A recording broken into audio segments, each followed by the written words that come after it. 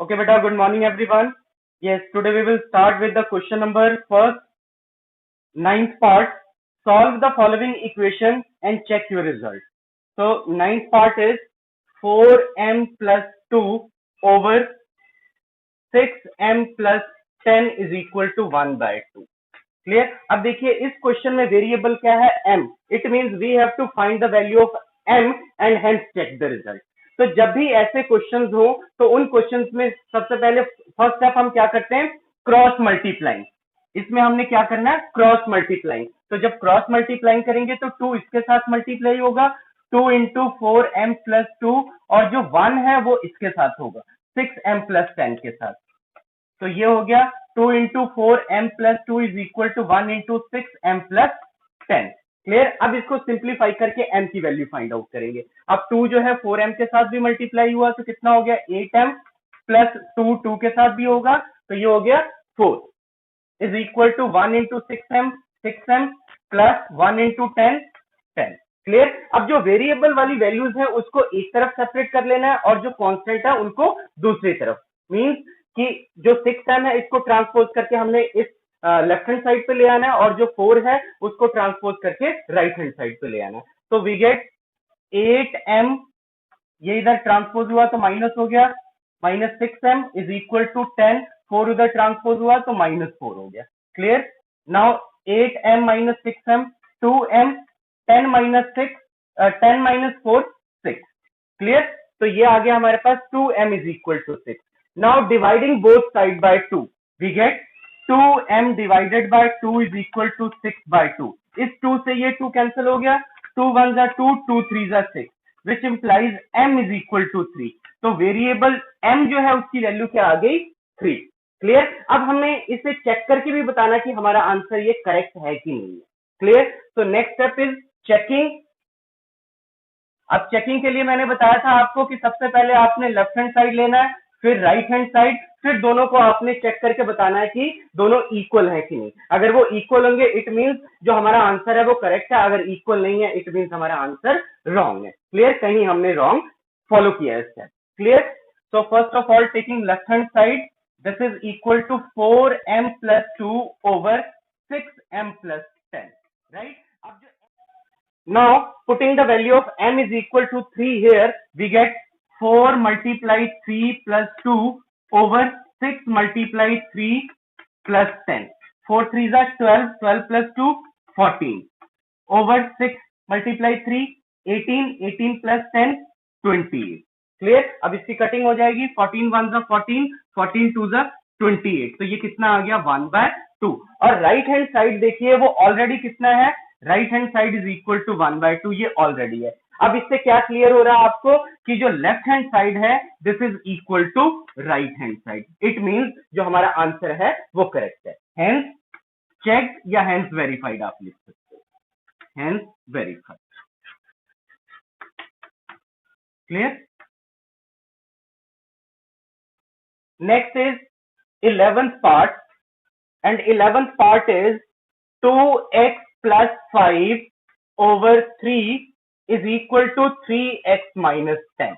Clear. अब इसमें देखिए वेरिएबल की वैल्यू क्या है x, it means we have to find the value of x and then hence check the result. Clear. अब देखिए इसके नीचे कुछ नहीं है बेटा तो हम 1 लिख सकते हैं। क्लियर। अब दोनों तरफ जो है फ्रैक्शन की फॉर्म में आ गया, तो जब भी ऐसे फ्रैक्शन की फॉर्म में हो तो या रैशनल नंबर की फॉर्म में हो तो उस केस में हम क्या करते हैं, cross multiply. Clear.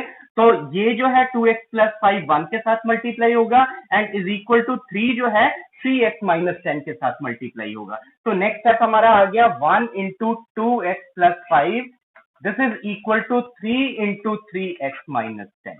Clear. Now simplify and find the value of x। 1 2x के साथ मल्टीप्लाई हुआ तो 2x हो गया, 1 5 के साथ हुआ तो 5 ही रहा। क्लियर। नेक्स्ट इज 3 को 3x के साथ किया तो 9x हो गया, 3 को माइनस 10 के साथ किया तो माइनस 30 हो गया।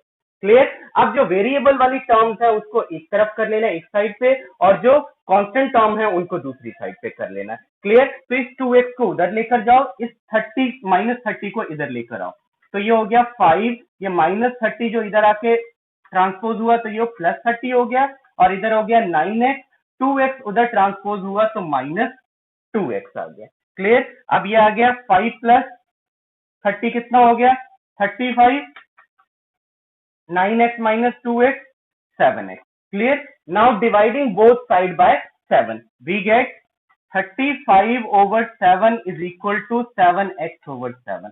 इस 7 से ये 7 कैंसिल हो गया, इधर कटिंग हो जाएगी, 7 1 जा 7, 7 5 जा 35। क्लियर। तो ये कितना आ गया 5 is equal to x। It means जो x की वैल्यू है वो कितनी आ गई आपकी 5।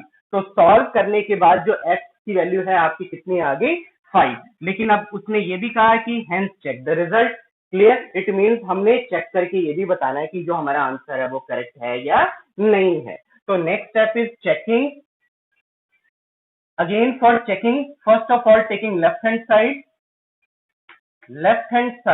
and this is equal to 2x plus 5 over 3। Clear? Now putting the value of x is equal to 5 here, we get 2 multiply 5 plus 5 over 3। Clear? So 2 multiply 5 10, 10 plus 5 15 over 3। अब ये cutting हो जाएगी, 3 1 जा 3, 3 5 जा 15। तो लेफ्ट हैंड साइड कितना आ गया 5। Clear. Next is right hand side क्या है 3x minus 10। Clear.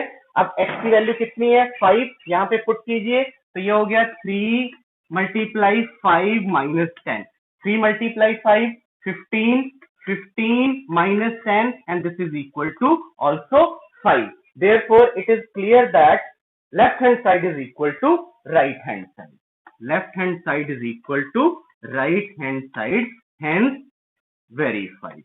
Clear. It means जो हमने आंसर x का फाइंड आउट किया था वो आंसर क्या है करेक्ट है। क्लियर। ओके बेटा next is 12th part. 3m minus 1 over 5 minus m over 7 is equal to 3। अब देखिए जब भी ऐसे क्वेश्चन फ्रैक्शनल फॉर्म में हो या रैशनल फॉर्म में हो तो उस केस में हम क्या करते हैं, पहले इनका जो है डिनोमिनेटर का एलसीएम लेंगे, उसके बाद हम सिंप्लीफाई करेंगे। क्लियर। तो सबसे पहले 5 और 7 का एलसीएम लीजिए, वो कितना आ गया 35। क्लियर। 35 को 5 से डिवाइड किया 7 को फिर इसके साथ मल्टीप्लाई करेंगे तो ये आ गया 7 इंटू 3m minus 1 और इसको ब्रैकेट में रखना है। नेक्स्ट 35 को 7 से डिवाइड कीजिए 5 को फिर m के साथ मल्टीप्लाई किया तो ये हो गया -5m and this is equal to 3/1। इसके नीचे कुछ नहीं, इट मींस उसके नीचे हम 1 लिख लेंगे।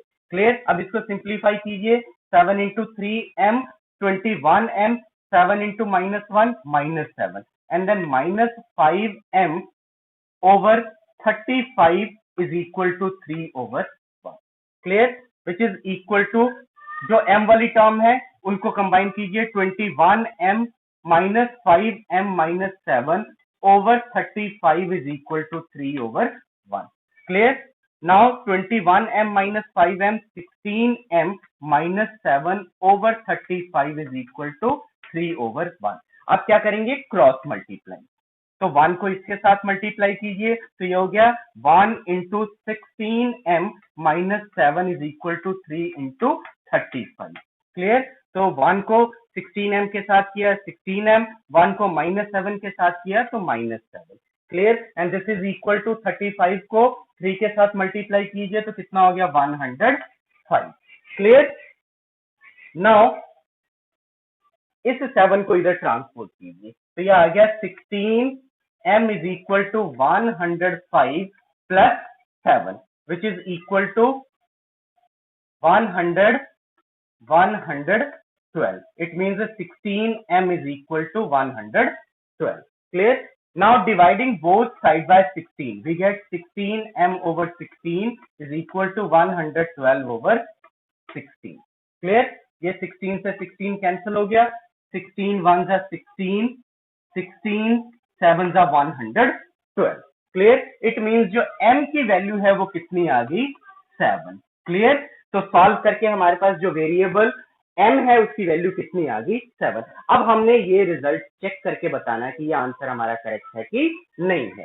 Next is step checking, and for checking first of all taking left hand side, and left hand side is equal to 3m minus 1 over 5 minus m over 7.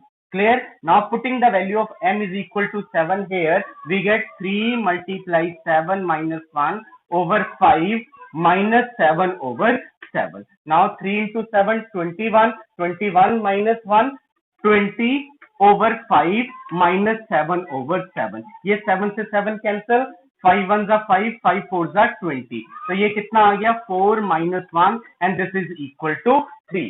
और राइट हैंड साइड देखिए already 3 है, right hand side is equal to 3. Therefore left hand side is equal to right hand side, hence verified. Hence verified. Next is 14th part, and 14th part is d minus 1 over 3 minus d minus 2 over 4 and this is equal to 1. अब देखिए बेटा यहाँ पे variable वाली value कौन सी है, d. It means we have to find the value of d first and then check the result. अब इसमें भी सेम प्रीवियस क्वेश्चन की तरह ही है, तो 3 और 4 का एलसीएम लेंगे तो कितना हो गया 12. 12 को 3 से डिवाइड किया 4, तो 4 को हम किससे मल्टीप्लाई करेंगे d माइनस 1 के साथ, तो ये आ गया 4 इंटू डी माइनस 1. नाउ 12 को जब 4 के साथ डिवाइड किया 3 को फिर हम किससे मल्टीप्लाई करेंगे, ये d माइनस 2 के साथ, तो ये हो गया -3 d minus 2 and this is equal to 1. Clear? Now simplifying, 4 को d के साथ किया 4d, 4 को -1 के साथ किया -4, -3 को d के साथ किया -3d. और यहाँ ध्यान से देखिएगा, यहाँ माइनस है तो जब माइनस को माइनस के साथ मल्टीप्लाई करेंगे ब्रैकेट के अंदर जो वैल्यू है तो वो प्लस हो जाएगा. यहाँ ध्यान रखना आपने, -3 multiply -2 +6 whole divided by 12 and this is equal to 1. Now जो लाइक टर्म्स है उनको कंबाइन कीजिए न्यूमरेटर में, 4d minus 3d minus 4 plus 6 whole divided by 12 and this is equal to 1. Now 4d minus 3d, d minus 4 plus 6 plus 2 over 12 is equal to 1.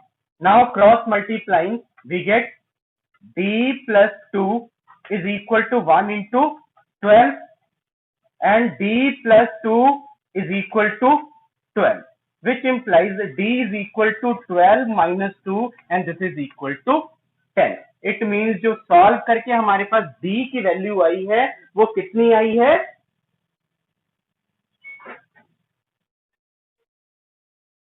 जो solve करके d की value है वो कितनी है 10.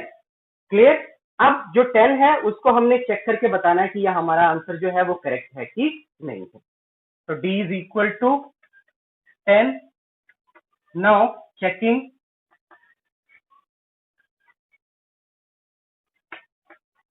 taking left hand side is equal to d minus 1 over 3 minus d minus 2 over 4. Clear? Now putting the value of d is equal to 10 here, we get 10 minus 1 over 3 minus 10 minus 2 over 4. Clear?